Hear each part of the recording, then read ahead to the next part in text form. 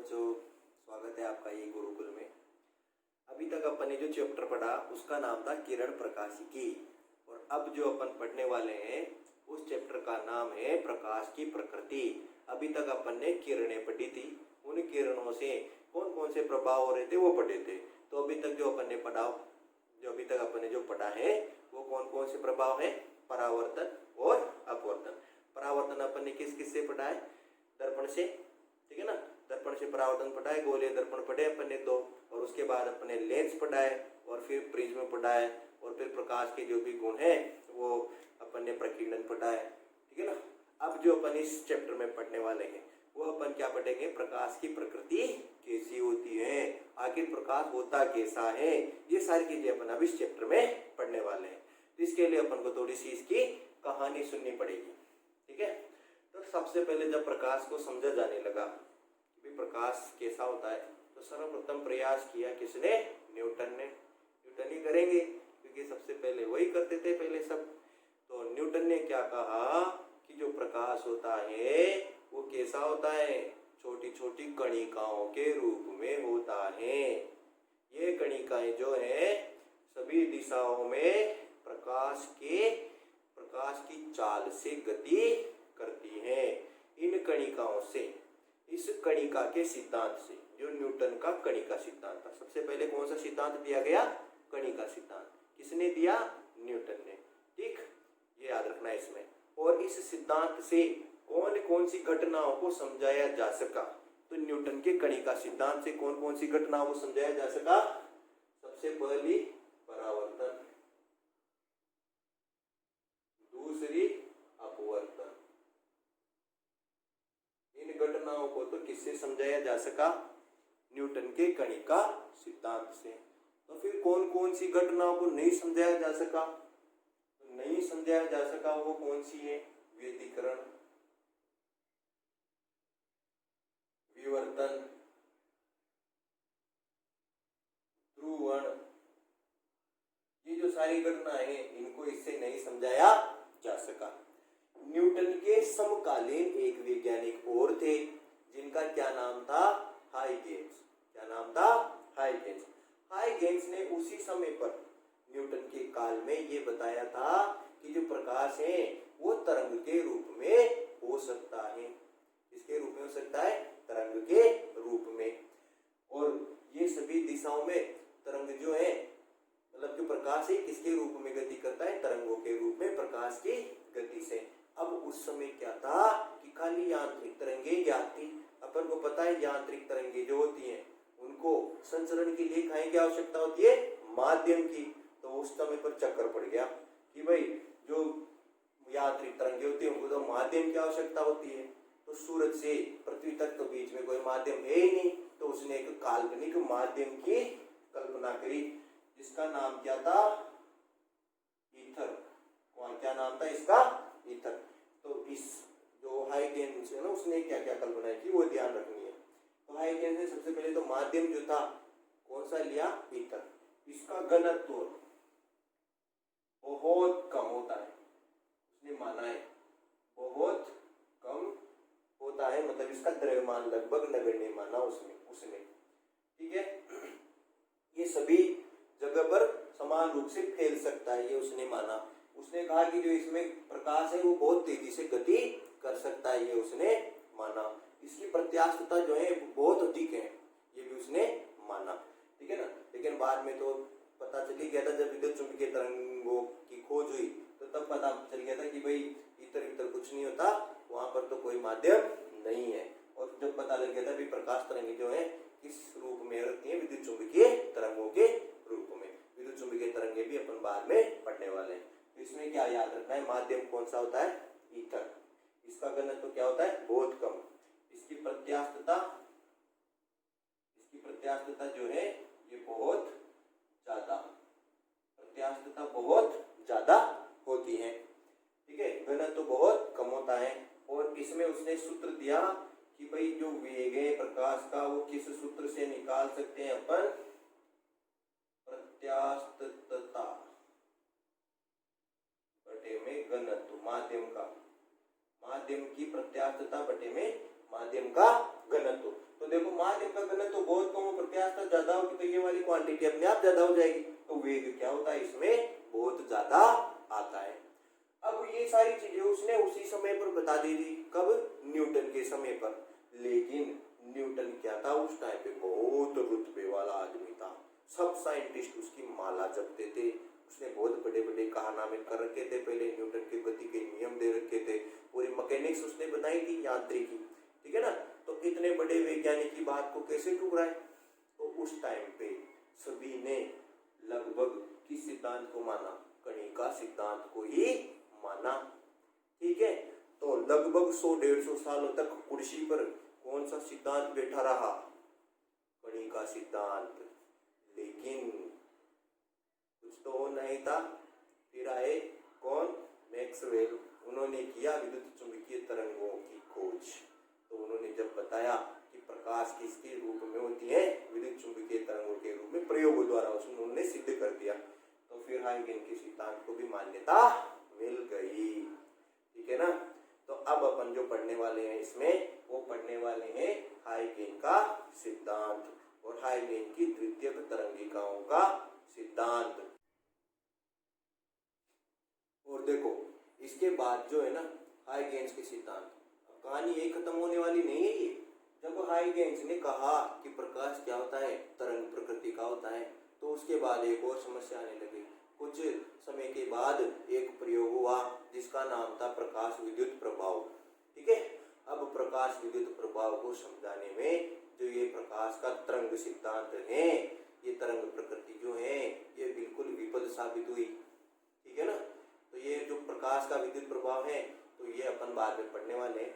तो जब प्रकाश विद्युत प्रभाव के बाद में इसकी प्रकृति को दो प्रकृति वाली माना गया, प्रकाश का जो नेचर है वो कितने प्रकार का होता है? 2 प्रकार का, ड्यूअल नेचर माना गया। कौन कौन सा?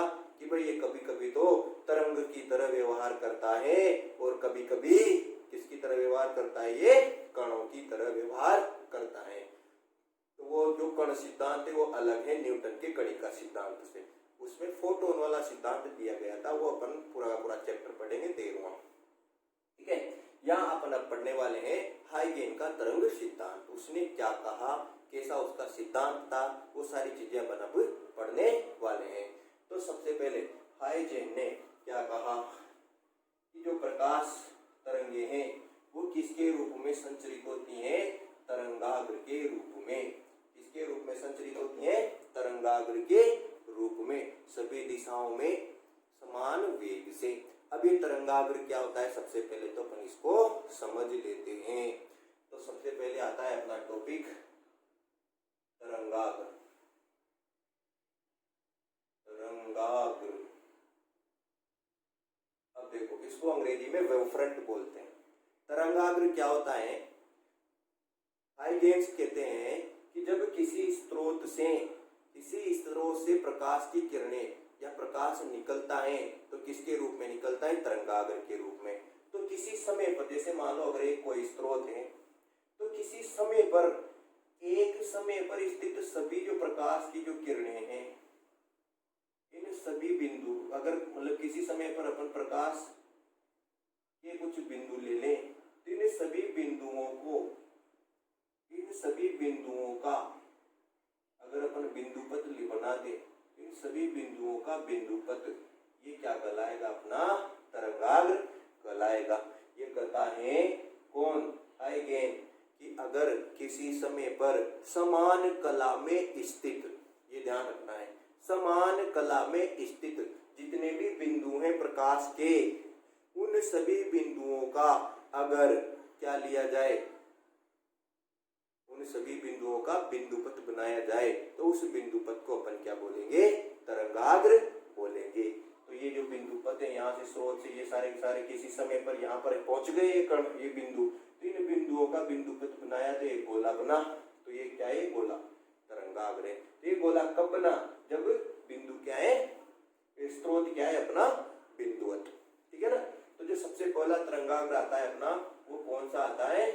गोलाकार, ठीक है ना। गोलाकार तरंगाग्र कब बनता है? जब स्रोत कैसा हो? बिंदुवत। अपन इस वाले एग्जाम्पल को तालाब में पानी पे अपन ने पत्थर फेंक फेंक के देखा है बहुत सी बार, तो क्या होता है उसके चारों ओर इस तरह से वो गोल गोल गोल गोल बन जाती है ना। तो ये जो गोला होता है इस पर जो प्रत्येक बिंदु होता है वो एक साथ ऊपर आता है, ठीक है ना, और एक साथ ही नीचे जाता है।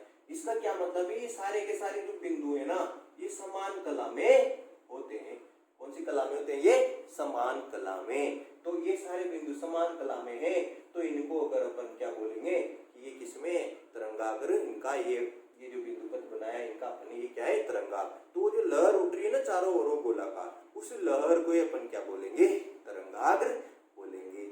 आगे समझिए बात, अगर तरंगाग्र की बात समझ में आ गई तो सबसे पहला जो गोलाकार तरंगाग्र है वो आपको आ गया होगा। अब गोलाकार का मतलब क्या है ये समझ लो। गोलाकार का मतलब होता है जो वो पानी में बनने वाली है वो नहीं, अगर बल्ब जल रहा है यहाँ पर, ठीक है, इसके चारों ओर ये जो बनेंगे, ये एक गोला बन गया, मान लो फुटबॉल, ठीक है, फुटबॉल बन गई बॉल। जैसे मान लो शुरू वाली बॉल तो कैसी होगी अपने टेनिस की बॉल, उससे थोड़ी बड़ी बॉल प्लास्टिक की, दूसरा तरंगाग्र, फिर तीसरा। जैसे शुरू वाला तरंगाग्र है वो तो फैलता जाएगा, धीरे धीरे धीरे बड़ा होता जाएगा और नीचे से छोटे तरंगाग्र अपने निकलते जाएंगे। तो पहला तरंगाग्र बड़ा, फिर उससे दूसरा वाला थोड़ा छोटा, फिर तीसरा वाला और छोटा, चौथा वाला और छोटा, इस तरह छोटे छोटे। तो जो सबसे लास्ट में होगा वो सबसे छोटा होगा और जो सबसे पहले वाला तरंगाग्र है वो सबसे बड़ा होता जाएगा। ये तरंगाग्र का सिद्धांत है कि जब प्रकाश निकलता है तो किसके रूप में निकलता है, तरंगाग्र के रूप में। तो स्रोत गोलाकार स्रोत होगा तो तरंगें कैसी निकलेगी, गोल गोल ही निकलेगी। क्यों निकलेंगी, क्योंकि सभी दिशाओं में प्रकाश समान वेग से जाएगा। अरे समझिए बात, इस तरह से सभी दिशाओं में जाएगा। इन किरणों के, ये जो प्रकाश किरणें हैं, इन किरणों के किसी भी एक समय पर अपन ने एक एक बिंदु को लेकर अगर अपन ने वो बना दी, उनका एक बिंदु पथ ले लिया, तो वो कैसा है, अपना एक गोलाकार आया। उसको अपन क्या बोलेंगे, इस स्रोत के लिए तरंगाग्र बोलेंगे, ठीक है ना। ये हो गया अपना गोलाकार तरंगाग्र। इसके बाद दूसरा कौन सा तरंगाग्र आता है, बेलनाकार। बेलनाकार, बेलनाकार तरंगाग्र कब बनता है, जब प्रकाश का स्रोत कैसा हो, रेखीय स्रोत हो। अब रेखीय स्रोत होगा तो यहाँ से जो प्रकाश किरणें निकलेंगी वो कैसे निकलेंगी, इधर जाएंगी, यहाँ से ये इधर जाएंगी, सभी दिशाओं में जाएंगी, उधर अंदर की ओर भी जाएंगी, इधर बाहर की ओर भी आएंगी, ऐसे भी जाएंगी, ऐसे भी जाएंगी। तो इन सभी को अगर किसी समय पर मैं लूंगा ना तो ये इस तरह से क्या बनेगा, एक बेलन बनेगा, ठीक है ना। अगर एक समान समय पर मैं बिंदु पथ बनाऊं उनका तो हर पॉइंट इस तरह से क्या बन जाएगा, अपना बेलन। यानी यहाँ पर ये प्रकाश किरणें इस तरह से जा रही है चारों दिशाओं में, यानी इस लाइन की वजह से ये इधर से जाएगी, इधर जाएगी, उधर जाएगी, इधर जाएगी, ठीक है ना। तो ये इस तरह से जब रेखीय होगा, तो रेखीय जब अपना स्रोत होगा तो तरंगाग्र कैसा बनेगा, बेलनाकार तरंगाग्र बनेगा। उसके बाद तीसरा जो आता है अपना, वो कौन सा आता है, कौन सा आता है, समतलीय तरंगाग्र। समतलीय तरंगाग्र। अब देखो समतलीय तरंगाग्र कुछ नहीं है, इन दोनों का ही एक पार्ट होता है। अब देखो ये जो पहला वाला तरंगाग्र है ना, पहला जो सबसे पहले निकला, वो धीरे धीरे क्या होता जाएगा, बड़ा होता जाएगा, बड़ा होता गया, बड़ा होता गया और इतना बड़ा हो गया, मान लिया, और इतना बड़ा हुआ तो मैंने ये छोटा सा भाग इसका देखा, तो ये छोटा सा भाग अगर मैं इसको थोड़ा जूम करके देखूंगा तो ये इस तरह से दिखाई देगा मेरे को।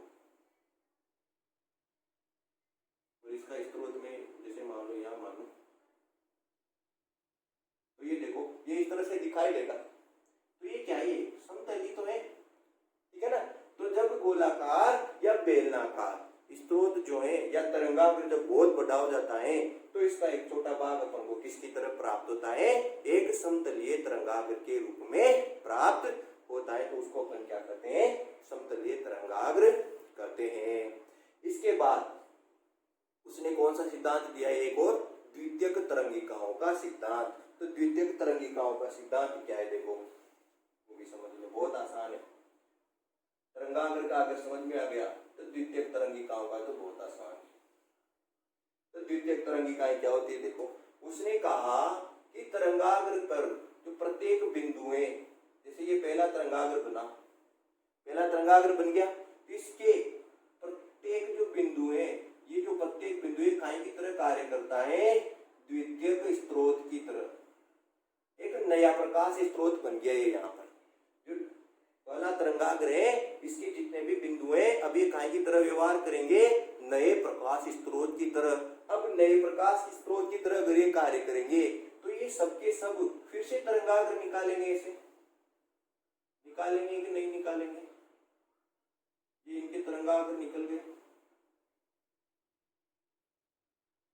ठीक है ना। तो ये जो दूसरी जो प्रकाश की किरणें निकलेंगी अभी, इनको तो बोलेंगे द्वितीयक तरंगिकाएं। क्या बोलेंगे?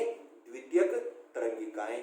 और इन सभी जो तरंगाग्र हैं, इन सभी तरंगाग्र का जो ये स्पर्श तल होगा, ये स्पर्श तल है इनका सभी का, इस स्पर्श तल को क्या बोलेंगे? द्वितीयक तरंगाग्र बोलेंगे। इस तरह से नए नए तरंगाग्र बनते जाते हैं, ठीक है। ये तरंगाग्र जो हैं इतर माध्यम में किस चाल से चलते हैं? प्रकाश की चाल से चलते हैं।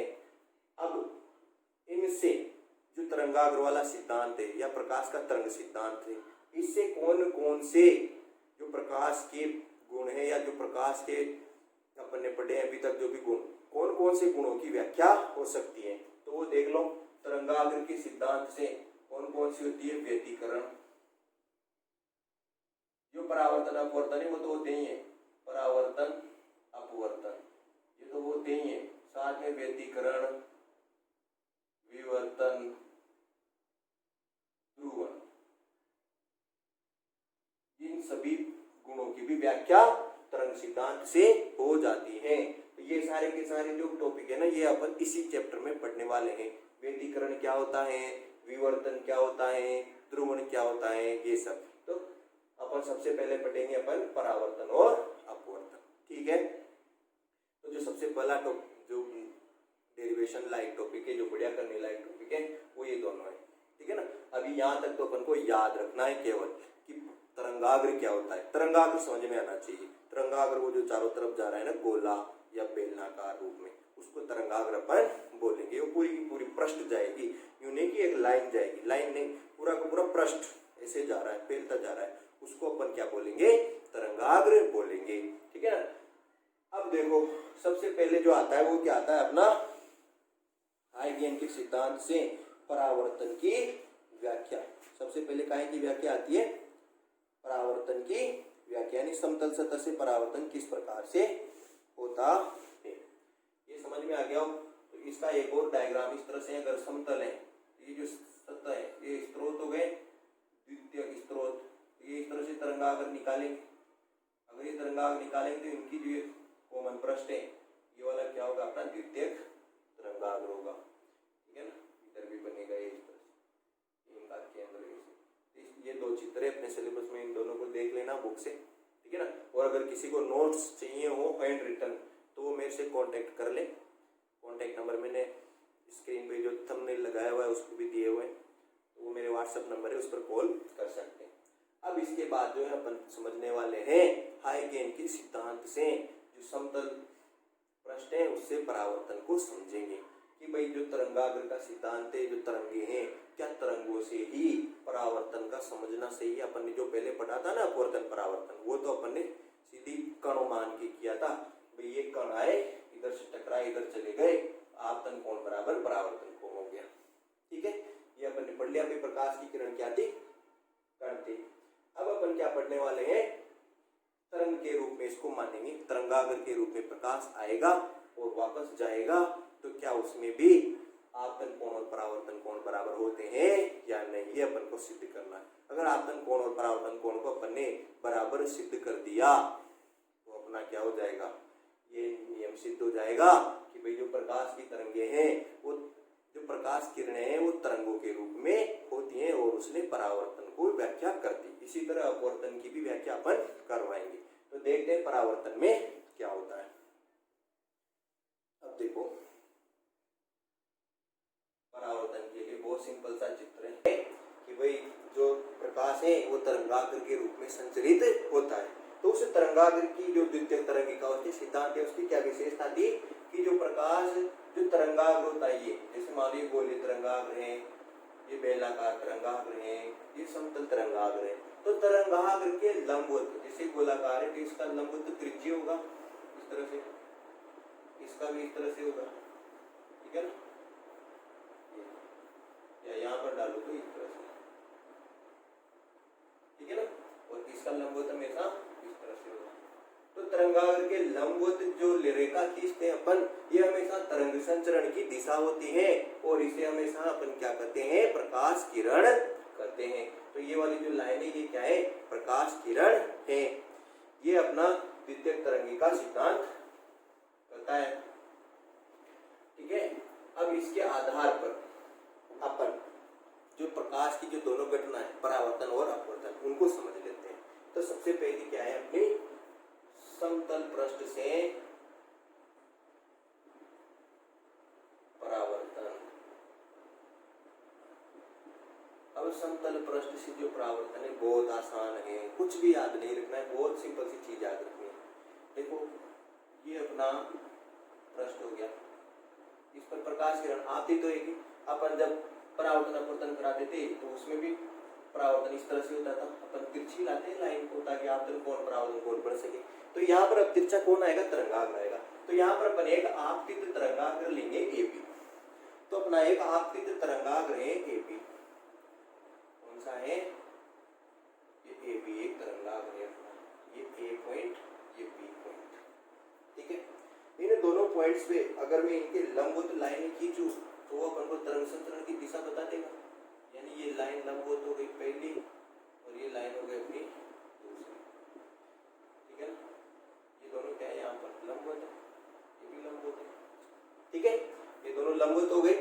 अब अपन को पता है कि जैसे ये प्रकाश किरण का ये वाला पॉइंट ए पर टकराएगा, क्या बनाना शुरू कर देगा, तरंगिकाएं बनाना शुरू कर देगा। लेकिन अभी ये वाली जो प्रकाश किरण है इसको तो यहाँ तक आना बाकी है, लेकिन ये वाला तो क्या हो जाएगा, तरंगिकाएं बनाना शुरू हो जाएगा। तो ये तो चलकर इधर आती रहेगी B' तक, और इधर से द्वितीयक तरंगाग्र, दूसरा तरंगाग्र आगे बढ़ता रहेगा इधर। तो जब तक ये यहाँ पहुंचा, ये वाली जो प्रकाश किरण है ये कहाँ पहुंच गई, देखो ये पहुंच गई अपनी यहाँ पर इधर। अगर अब देखो तरंगाग्र कैसे बनाते हैं अपन, तरंगाग्र कैसे बनाते हैं, तो जो द्वितीयक तरंगिकाएं होती है उन तरंगिकाओं की स्पर्श रेखा खींच देते हैं तो क्या बन जाता है, तरंगाग्र बन जाता है। तो यहाँ से वो जो प्रथम तरंगाग्र है वो बढ़ता बढ़ता बढ़ता बढ़ता कहाँ आया, वो यहाँ तक पहुंचा, मतलब जितनी देर में B से B' पर पहुंचा उतनी देर में पहला तरंगाग्र कहाँ पहुंच गया, यहाँ पहुंच गया, यहाँ पहुंच गया ना, यहाँ पहुंच गया। तो मैं यहाँ पर ये इस तरह से वृत्त बनाऊंगा एक, ठीक है ना, और दूसरा वृत्त ये, इन दोनों वृत्तों का अगर स्पर्श रेखा खींच दो तो वो क्या हो जाएगा, अपना परावर्तित तरंगाग्र बन जाएगा। तो यहाँ पर जो परावर्तित तरंगाग्र है वो किस तरह का बनेगा, देखो, क्योंकि ये वाला जो गोला है तो भी शुरू होने वाला है, स्पर्श रेखा इसी बिंदु से निकलेगी। ये खींच दी मैंने स्पर्श रेखा, ठीक है ना, मैं इसको सिंपल मिला रहा हूँ ऐसे, यहाँ पर भी 90 डिग्री का एक कोण बनेगा। और ये जो प्रकाश किरण आई थी ये किधर जाएगी, यहाँ से टकरा कर, ये वाली ये ऐसे आएगी तो किधर जाएगी, ऐसे ऐसे जाएगी, ठीक है, जिस कोण पर आई थी उसी कोण पर जाएगी। अब देखो ये अपना अभिलंब है, ये अभिलंब है। अगर ये अभिलंब है, इसको भी मिटा रहा हूँ इधर वाली चीज, ठीक है, ताकि ये क्लियर समझ में आ जाएगा। अब ये वाला कोण क्या है अपना, आपतन कोण आई, ये वाला कोण आपतन कोण आई है, वो ये जो पूरा कोण है ये 90 है ना, देखो ये 90 ये बना रखा मैंने यहाँ, ये पूरा 90 है। तो ये क्या हो जाएगा अपना 90 माइनस आई, ये 90 माइनस आई होगा। तो मुझे बताओ भैया ये वाला कोण कितना होगा, वापस आई होगा ना, क्योंकि ये टोटल वापस 90 है। इस 90 में से 90 माइनस आई को माइनस करेंगे तो क्या बच जाएगा, वापस आई ही बच जाएगा, ये आई हो गया। इसी तरह इधर आ जाओ, मैं यहाँ पर भी अभिलंब बनाऊंगा, ये बना दिया साहब मैंने अभिलंब, और ये मेरा कौन सा कोण है, परावर्तन कोण है R। अगर ये परावर्तन कोण R है तो ये वापस क्या हो जाएगा 90 माइनस R। अगर ये 90 माइनस आर है तो ये वाला कोण क्या हो जाएगा वापस आर। ये वाला पॉइंट है अपना ए डैश। ठीक है, ये डायग्राम अगर समझ में आ गया तो ये डेरिवेशन कंप्लीट हो गया। अब कुछ भी नहीं बचा इसमें। अपन को पता है, क्या पता है कि जितनी देर में तरंगिका ए से ए डैश पर पहुंची उतनी ही देर में बी से बी डैश तक पहुंचा।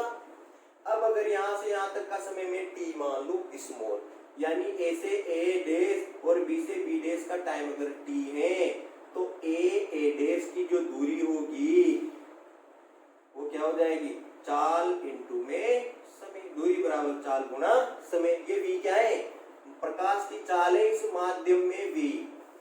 एक ही माध्यम है अपने पास, निर्वाती मान लेते हैं या कोई भी माध्यम है, v चाल मान ले अपने। तो v क्या है, प्रकाश की चाल, और t क्या है, लगा समय।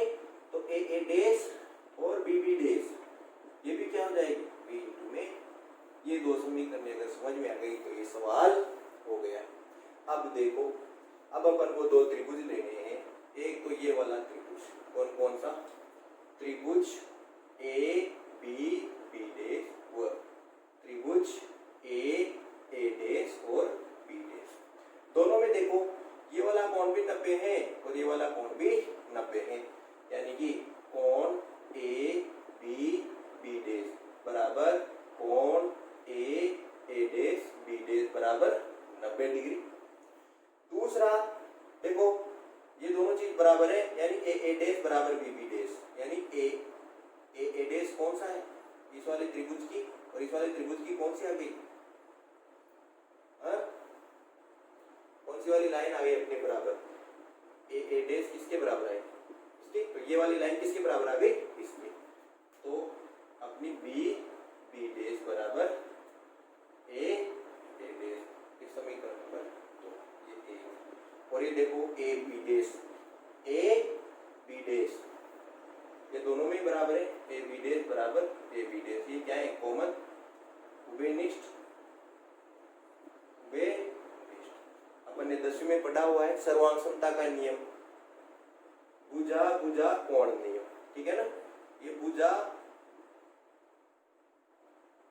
कोण भुजा या फिर आरएचएस हो गई है, तो है ना। तो अपन को तो यहाँ पर बस लिखना है कि पाइथागोरस वाले थ्योरम से, तो पीटी से ये क्या हो जाएगा अपना सर्वांग सम, यानी त्रिभुज ए बी डैश सर्वांग सम हो जाएगा किसके, त्रिभुज ए डैश बी डैश के। अगर ये दोनों सर्वांग सम है जिनके संगत कोण बराबर होंगे तो कोण बी ए बी डैश, कोण बी ए बी डैश किसके बराबर हो जाएगा, कोण ए डैश बी डैश ए के, कोण ए डैश बी डैश ए। और ये वाला कोण कौन सा है, आई। ये वाला कोण कौन सा है, कोण आर। तो देखो आपतन कोण बराबर क्या आ गया अपना, परावर्तन कोण आ गया। तो परावर्तन के दो ही नियम पढ़े अपन ने, एक तो आपतन कोण और परावर्तन कोण बराबर होता है, दूसरा आपतित किरण, परावर्तित किरण और अभिलंब तीनों क्या होते हैं, एक ही समतल में होते हैं। तो ये एक ही समतल दिख रहा है, ठीक है ना। तो ये तो हो गया अपना समतल पृष्ठ से परावर्तन। इतना सा डेरिवेशन है, इतना सा चित्र है। चित्र बहुत सीधा है अगर ध्यान से सीखोगे तो, ठीक है। अब इसके बाद अपन देखते हैं समतल पृष्ठ से परावर्तन। सेम वो भी ऐसा का ऐसा ही है। देखो अपन यहाँ पर भी उसी में क्या लेंगे, एक तरंगाग्र लेंगे, कौन सा, ए बी। तो ये अपना वही समतल पृष्ठ हो गया, ठीक है ना। इस समतल पृष्ठ में एक आपतित प्रकाश किरण ले लेते हैं, आपतित तरंगाग्र ले लेते हैं। आपतित तरंगाग्र मैंने ले लिया ये यहाँ पर ए है और ये यहाँ पर बी है। और इसका अभिलंब कौन सा हो गया अपना, ये इसका अभिलंब हो गया अपना। तो जो प्रकाश किरणें वो कैसी बनेगी, अपनी इस तरह से बनेगी, नंबर बना देंगे इसके, ये आगे, ठीक है। अब ये वाली तो देखो दूसरे माध्यम में प्रवेश कर जाएगी, करेंगे क्यों, क्योंकि यहाँ से अब ये तो जैसे ही टकराएगा दूसरे माध्यम में तरंगिकाएं बनाने लग जाएगा। तो ये जब बी से बी डैश पर पहुंचा, यहाँ पहुंचा, यहाँ क्या है, अभिलंब है वापस, ठीक है ना। तो देखो अब जब ये यहां से यहां तक पहुंचा तब तक यहां से कुछ यहां तक आ गया, यहाँ मतलब जो यहाँ से जो गोला बनता हुआ शुरू हुआ ना वो कहाँ पहुंच गया, यहाँ पहुंच गया, ठीक है ना। अब यहाँ से और इसकी स्पर्श रेखा को मैं मिला दूंगा, ठीक है ना। आगे समझ में बात। तो ये लंबवत होनी चाहिए, तो मैं पहले लंबवत ही बना लेता हूँ यहाँ से, है ना, गलत होने के चांसेस कम हो जाएंगे। क्या करना है आपको, यहाँ से इस पर लंब डाल देना है। ये तो जहाँ लंब डलेगा ना वही अपना ये सही आ जाएगा कि भाई जो है ना ये जो यहाँ से दूसरा गोला बनता हुआ शुरू हुआ ना कहाँ तक पहुंचा, अपना यहाँ तक पहुंच गया। अब इस गोले की स्पर्श रेखा और इस गोले की स्पर्श रेखा को मिलाएंगे तो क्या हो जाएगा, ये एक तरंगाग्र अपना बन जाएगा। तो ये तो आपकी तरंगाग्र हो गया, और ये तो क्या है अपना ए डेश, ये क्या है अपना बी डेश, ये अपना परावर्तित तरंगाग्र को मिल जाएगा। अब देखो अब होता है काम शुरू से, ये प्रकाश किरण जो है ये भी इधर जाती है, जा रही है। ये वाला कोण कौन सा है अपना, आपतन कोण आई, ठीक है ना। ये वाला कोण कौन सा है अपना, परावर्तन कोण आई। अब देखना ये माध्यम 1 है तो ये इसका अपवर्तनांक हो गया μ1, ये माध्यम 2 है इसका अपवर्तनांक हो गया μ2। अपन ने माना है जो μ2 होगा वो ग्रेटर देन है μ1 से, यानी ये v1 हो गया, इसमें माध्यम में प्रकाश की चाल, इस वाले माध्यम में प्रकाश की चाल हो गई v2, यानी इसमें प्रकाश की चाल कम होगी, ये ज्यादा होगी। क्यों, क्योंकि ये सघन माध्यम है यहाँ से। क्लियर है बात। चलो अब अपन को देखो ये आई है तो ये क्या होगा 90 माइनस आई, तो ये क्या हो जाएगा वापस आई, तो मैं इसको आई लिख रहा हूँ, 90 माइनस आई, ये लिखने की जरूरत अपन को नहीं है बोले। इसी तरह ये आर है तो ये 90 माइनस आर, ये क्या हो जाएगा वापस आर। क्लियर है बात। ये A B B dash A dash R, ठीक है। अब अपन को ये दोनों त्रिभुज देखने हैं, ठीक है ना, और कुछ भी नहीं देखना जिसमें ये डेरिवेशन खत्म है। अब देखो अपवर्तन के लिए अपन को साइन आई और साइन आर की जरूरत पड़ती है, तो यहाँ देखो मैं साइन आई निकाल रहा हूँ, तो साइन आई बराबर अपन जानते हैं साइन थीटा बराबर क्या होता है, लंब बटे कर्ण। तो आई के लिए लंब क्या हो जाएगा बी बी डेश, लंब बटे कर्ण, कर्ण क्या हो गया अपना ए बी डेश बटे में ए बी डेश। समीकरण नंबर 1 साइन आर बराबर ये रहा आर, लंब क्या हो जाएगा ए डेश, ए डेश बटे में कर्ण तो यही है वापस ए बी डेश। समीकरण नंबर 2। अगर मैं इन दोनों को भाग दे दूं तो साइन आई बटे में साइन आर जो आया वो क्या आया बी बी डेश बटे में ए डेश। ये समीकरण नंबर 3। अब देखो ये बी बी डेश और ए डेश क्या है। बी बी डेश देखो बी बी डेश ये दूरी है, और दूरी बराबर क्या होती है अपन जानते हैं, बी बी डेश बराबर चाल गुणा में समय। भाई ऊपर वाले माध्यम में चाल क्या है v1, और समय यहाँ से यहाँ तक का और यहाँ से यहाँ तक का तो एक समान है, तो वो क्या मान लिया अपन ने t, तो v1 इंटू में t। इसी तरह से ए डेश भी क्या है, ये वाली दूरी है, इस वाली दूरी में जो वेग हो जाएगा v2 हो जाएगा इंटू में t। ये दोनों वैल्यू अगर मैं इस समीकरण में डाल दूं तो साइन आई बटे में साइन आर ये किसके बराबर हो जाएगा v1 इंटू में t अपॉन में v2 इंटू में t। तो t से तो t कट गया, ये आ गया v1 अपॉन में v2। और देखो ये v1 और v2 दोनों ही नियत है, तो साइन i बटे में साइन r ये किसके बराबर आ गया नियतांक। और यही तो अपना स्नेल का नियम कहता है कि आपतन कोण की ज्या और अपवर्तन कोण की ज्या का अनुपात नियत होता है। तो ये नियत आ गया ना नियत, तो अपना ये क्या हो गया, ये नियम भी सिद्ध हो गया कि जो तरंगाग्र उससे अपवर्तन भी होता है। अपवर्तन हो गया, और दूसरा नियम क्या है इसमें अपवर्तन का कि आपतित किरण अपवर्तित किरण और अभिलंब तीनों एक ही समतल में होते हैं, तो ये तीनों एक ही समतल में है। अब अपन को पता है कि जो म्यू होता है ना वो क्या होता है, साइन आई अपोन में साइन आर ही होता है। यहाँ 2 दो का एक के सापेक्ष, और ये किसके बराबर है, v1 अपोन में v2 के। और यहाँ से तो वो आता है अपना, अगर माध्यम 1 क्या है, निर्वात है, तो यहाँ प्रकाश की चाल को क्या मानते हैं, c। माध्यम 2 अगर कोई भी माध्यम है जिसमें प्रकाश की चाल क्या है, v। तो अपन को पता है यहाँ से, ये पहले अपन पढ़ चुके हैं कि जो अपवर्तनांक है किसके बराबर होता है, c अपोन में v के। तो ये हो गया अपना समतल पृष्ठ से परावर्तन और अपवर्तन। क्लियर है? तो ये बहुत अच्छे टॉपिक है, बहुत आसान है। अगर अच्छे लगे तो चैनल को सब्सक्राइब कर देना, और नेक्स्ट वीडियो के लिए कमेंट भी करना, लाइक भी करना। धन्यवाद।